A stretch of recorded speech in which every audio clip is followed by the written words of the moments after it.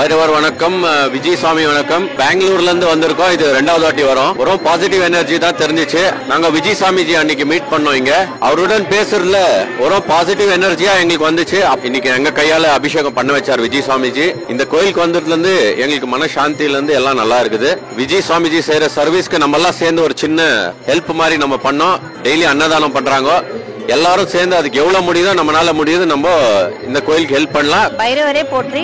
ஓம் குருபியோ நமஹ. நிறைய கோயிலுக்கெல்லாம் போயிருக்கோம். கருவறையில உள்ள விட்டு அபிஷேகம் பண்ணது கிடையாது. இததான் முதல் தடவை. சிவலிங்கத்துக்கும் பைரவருக்கும் இதுதான் முதல் தடவை நாங்க அபிஷேகம் பண்றது. அதுவும் பெண்கள் யாரும் உள்ள போறதில்ல. எந்த கரவேலி உள்ளவும் நாங்க தான் போயிருக்கோம். இதுதான் முதல் தடவை போறோம். விஜய் சாமிக்கு ரொம்ப நன்றி. நமது தென்னக காசி பைரவர் திருக்கோவிலில் நாள் முழுவதும் அன்னதானம் நடைபெறுகிறது. பூர்வ ஜென்ம பாவங்கள் நீங்கி உங்கள் பிரார்த்தனைகள் நிறைவேற அன்னதானம் செய்து பைரவர் அருள் பெறுக.